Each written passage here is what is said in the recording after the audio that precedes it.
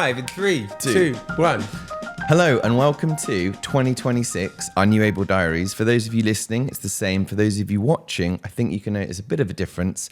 Crazy new backdrop, upgrades. Everything's been upgraded. New tests, new everything for 2026. So if you're listening, go onto YouTube because this is now a YouTube show. We have multiple different cameras. Hello, camera one. Why are we doing YouTube?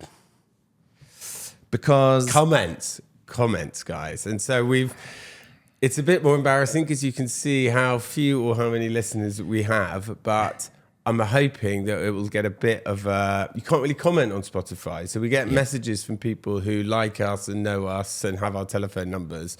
But actually, it would be great to get some feedback underneath the comments on YouTube about where we're right, where we're wrong.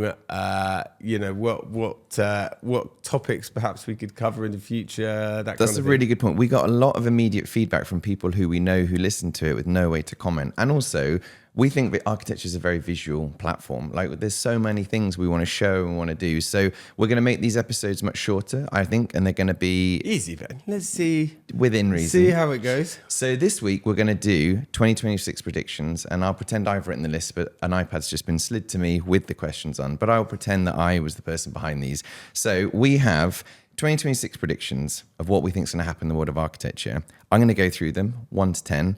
Number 1. 1 to 8. Sorry.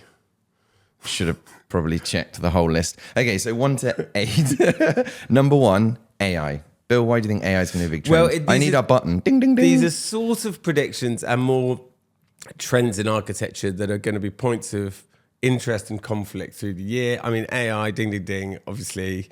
I think architects are definitely going to use it to run their businesses. I think there's so many platforms now where we can use it to make bespoke tools for your business. We're building one to help us with bids, for example, where you can put in searchable information, and instead of it taking us, a week to do a bid, hopefully a lot of that generation can be helped with it.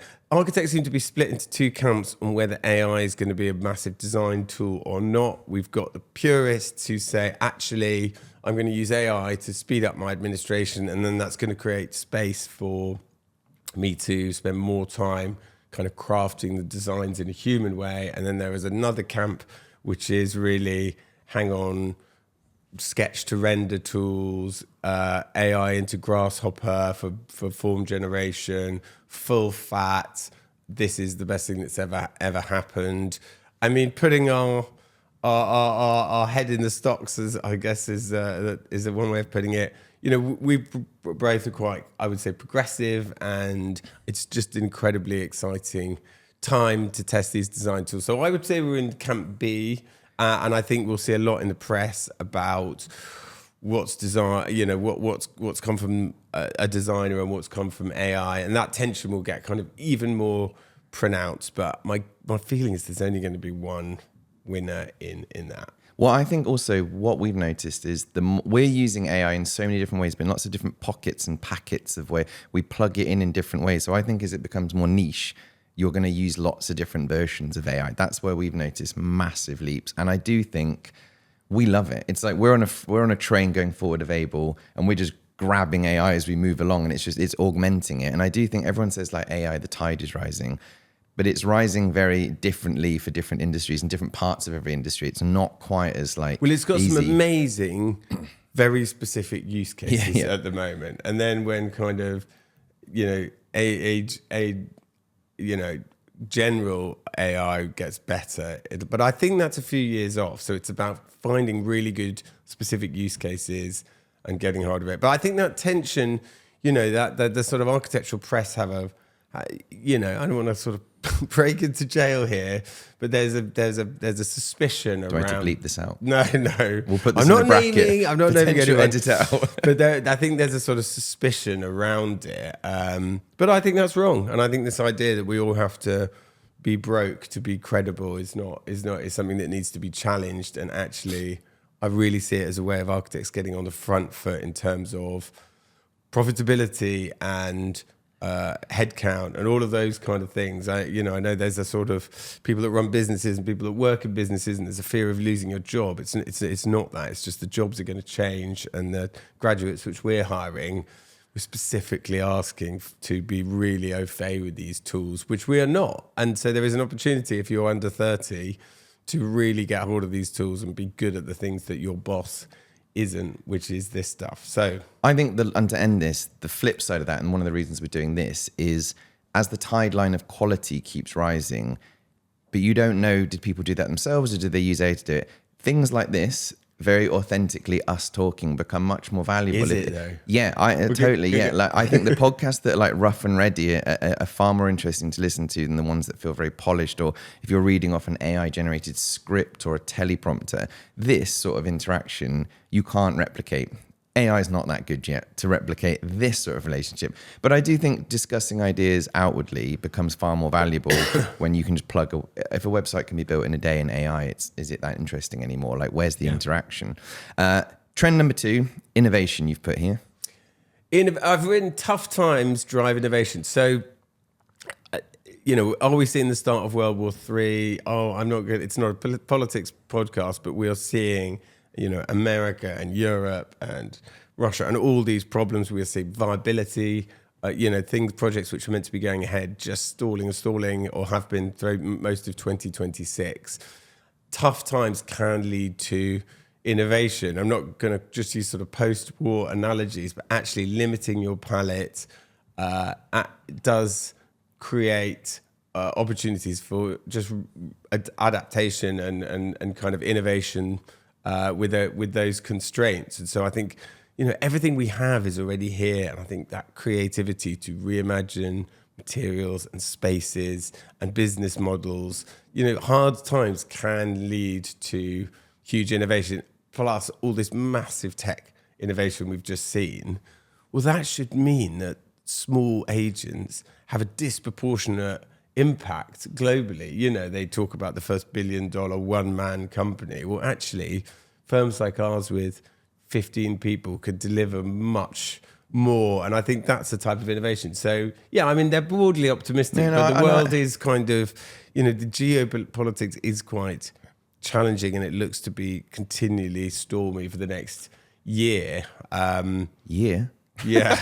Well, we'll do it because it's a 2026 trends podcast. Well, I think to add to that, I heard this thing called, I think there's this innovation which is going to be branding, not building. I heard about it talking about architecture, but this building being a perfect case in point, innovation, this building that we're in, the society building, was born out of a capacity challenge with a bigger business. So they built a co-working space that is just a rebrand. They've not changed. They've not done anything to the space that isn't a normal office. They've rebranded it. They've created the community. We're a beneficiary of that community. And I do think, you and I keep talking about, one of our plays for 2026 is based innovation, which is to find these pockets, and we won't go into it, but to take an empty space and to change it into something much more interesting. Yeah. That's not necessarily building something not specifically. Forever, no. It's a branding exercise, not a building exercise. And that's where I think we're pretty good at. That's totally right. And residential architecture is kind of commoditized in that if it's here and it's 4 bedrooms and it's got its own front door and the garden's this size, that's the kind of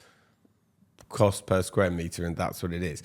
The value of commercial architecture is governed by the rent you can command for it. So by changing its use or reimagining it in quite kind of cheap ways can change the value of the whole asset. And I think that's what we do for a lot of our customers. So yes, innovation. Okay. Rattling through. That was number 3, action. Less action. paralysis. Well, that's interesting. More action. I'm just throwing these at you. Just see what comes action. up. Yeah, I think there was a lot of hesitancy and stagnation in 2025.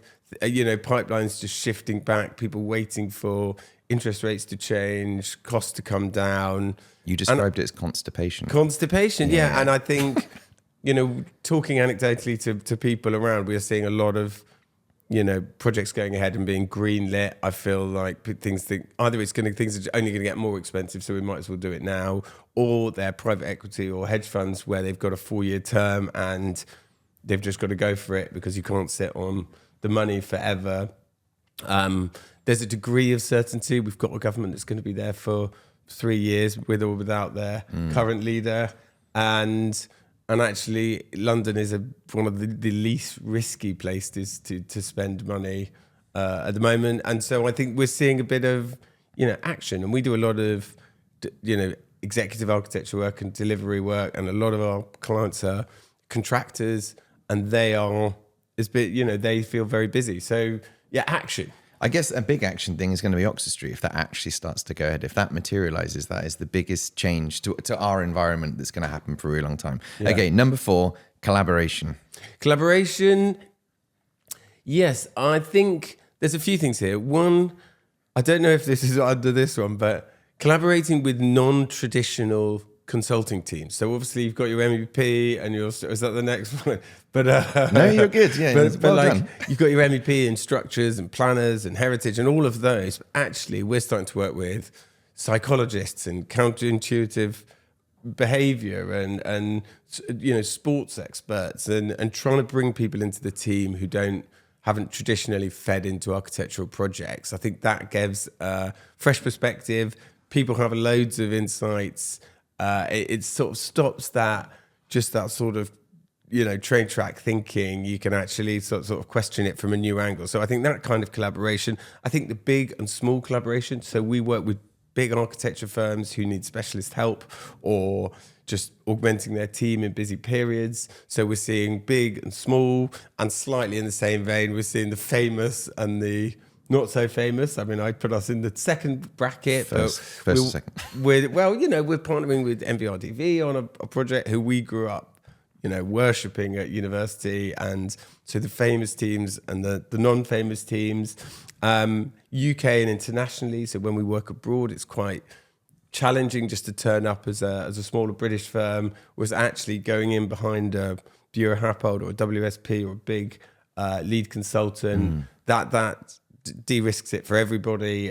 So that UK and abroad. So yeah, collaboration, is key. And I guess it's small practices have generally or often collaborated, but I'm seeing a much more willingness from the bigger players to kind of open their doors, which is great for us, and I think adds loads of value for them and makes them look a little less fortressy and a bit more progressive. Well, if you're a big practice, I understand that your systems have been refined over decades. They work in certain ways. Everyone's drilled in certain ways, and we're like a sort of think tank. Essentially, it's like, well, what else can you come up with? And we're sort of low risk, high output, and I can collaborating with all these bigger practices is so exciting because you get given all the tools of the coolest, biggest projects, and then asked to sort of come at it from your own angle. And if it works, they embrace it, and if it doesn't, they just move on. And it is this argument: why do you hire a consultant?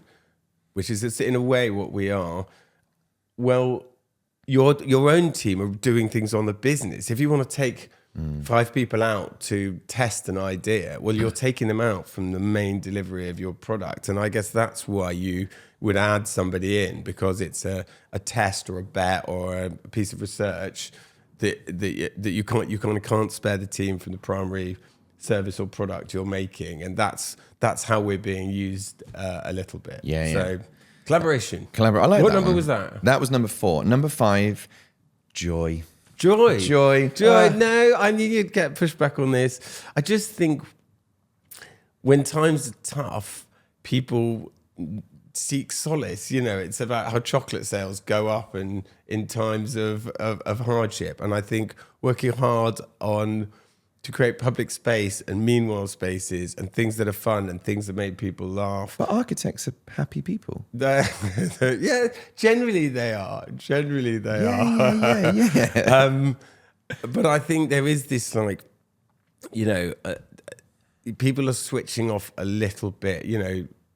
My partner works in news, and actually viewing, the worst things get, viewer numbers tend to go down because people just can't face it on top of all of their own personal challenges. And I think an antidote to that is to, have events, create incredible spaces in their homes and their buildings. And I think that sense of fun.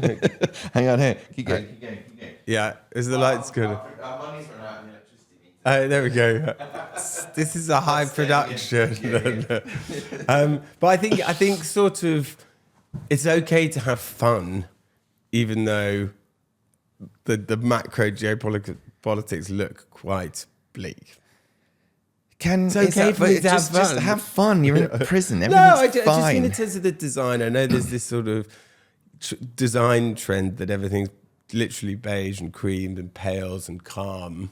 And actually, you know, I think you're going to see a bit of a turn away from that, and something a bit more maxi and fun. I can see a bit of a divide. The bigger, the more prestigious the projects we're working on, that are sort of long-term investments. I understand you have to be a bit more mature, but some of the fit-outs that we're doing are becoming more interesting, because I think the fit-out market above everything is evolving so rapidly that what looked great 3 years ago does not look cool now, and you are starting to have to sort of have a bit more fun, and I think that's where we're seeing. But also just density. Everyone did well, I'll come on to that one a bit, but it's back. You don't know what's on this list. How would you know we're going to come on to this list? Okay, number 6, tenacity. Tenacity, keep bloody going. I think that's always been a bit of a mantra, but what's the alternative? And I think, you know, our economy isn't growing as much as we all would like, but there is still, you know, 100% of the trade that happened last year is going to happen again. And I think there is a lot of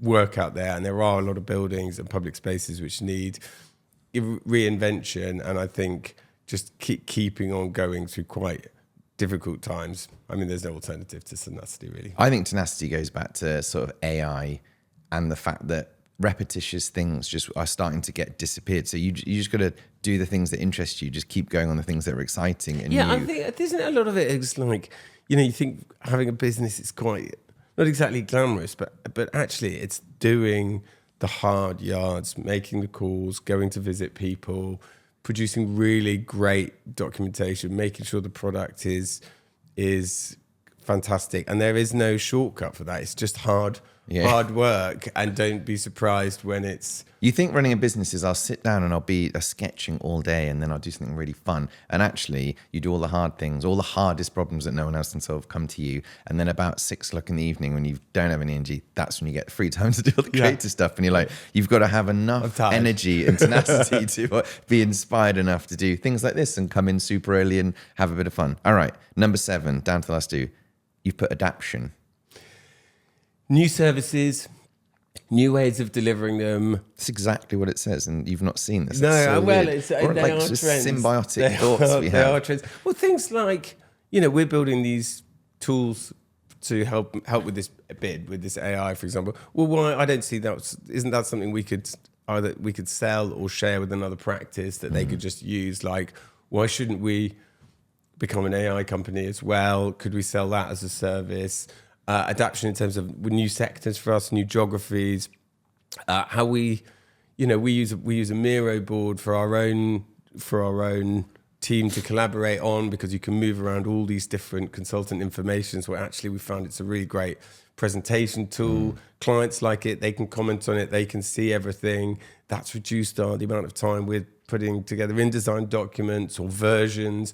You know, they can see the latest information. They can see all the previous versions. You know, so it's new services delivered in a different way, adapting to what people really want, not what we were taught to produce when I was 28. You know, some of those deliverables are no longer really relevant. Don't just keep producing them because you're out of habit. Yeah.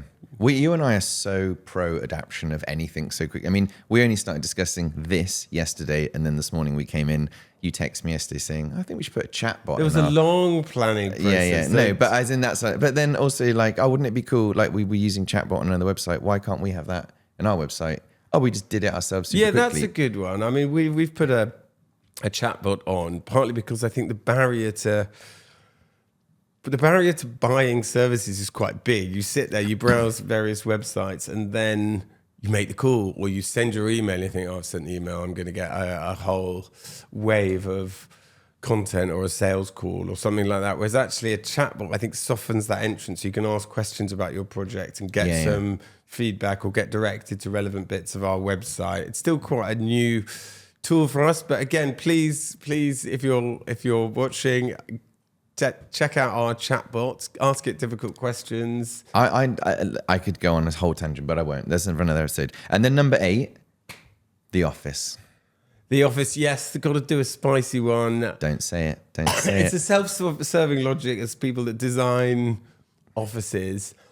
So we design offices, and you think more people should come back to the office. That seems so unusual. I'm going to call the end of working from home, I think, is it's funny, we've just redesigned all these buildings to lure people back to the office, more collaboration spaces, more amenity, more soft spaces, and now everybody's coming back to the office. It's like, right, can we have a few more desks in? And actually, we don't have enough room for everyone on Tuesday, Wednesdays, and Thursdays.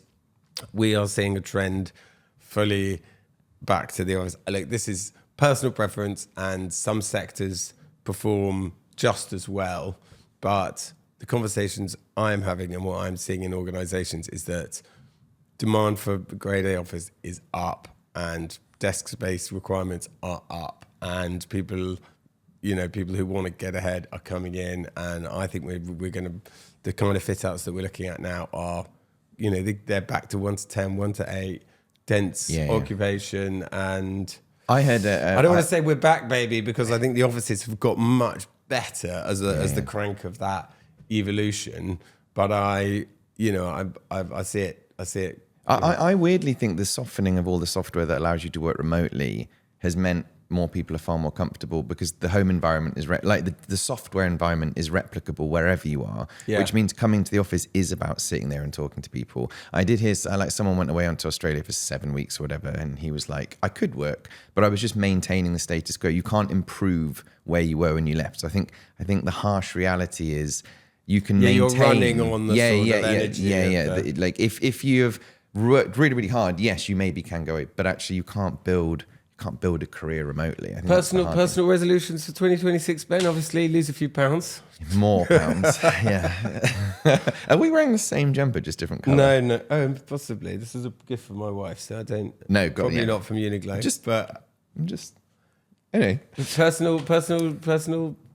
My things this year it's all about tech and AI. I'm just fascinated by it. I think every time I try and incorporate it, I love it. I think Eric, who we work with, me and him have a little sort of super nerd tech thing where if I have an idea, we try and implement it that day. And if it works, we keep it. And if it doesn't, we just move on. And I think building all of our data, all of our technical data, all of our delivery data, all of our graphics data into manageable work sets that you can then use in different ways is like fascinating to me, because we're reinventing the wheel every single time we do a project. How can we stop that from happening? And I know other architects who are like, we have lots of chats about this, and I'm sort of, that to me is the most exciting part moving forward. And this, like, I want to engage more with people. Those are my two, like, I want to have more conversations, less formal, more informal, just come in and tell us what's going on. I think you either are good at talking or not, and I think you should just come on the show and talk to us about anything. I think I like conversations about topics, not necessarily them themselves. That makes sense. I love it. Mine's a sort of slight counterpoint to that. Say. Well, no, but the AI and stuff. But I think the economists have run everything for too long. This, is it efficient? Does it stack up economically? And I think some of this, like, my guilty pleasure is Rory Sutherland from Ogilvy. This idea of counterintuitive solutions, and people don't behave in an economically rational way. We don't buy or live as economists think we're going to. We make emotional choices and then we rationalize them afterwards. And actually, people just, they don't behave as they should. And I think that's a big impact on design and and business and how we grow. I think I'd like to say we have all these systems for growth and client acquisition. It's been total luck. I've had this moment that it's a moment, or it's a document you've produced, or it's something, and it catches someone's eye and it triggers something. We're doing work with some really amazing people, and it's come out from the most unlikely places. So I like this idea of kind of luck surface area, because you don't quite know where good things are going to happen. Pursuing things. You did run in yesterday and were like, guys, everything we've won is luck. And we were like, oh. But that's great. So we need to do more of the luck. And I was like, oh yeah, that makes actually quite a lot of sense. But I think there are things that look irrational from an economic point of view, but that actually have been really productive. It's like all advertising. You don't know what is the thing which is going to move the dial.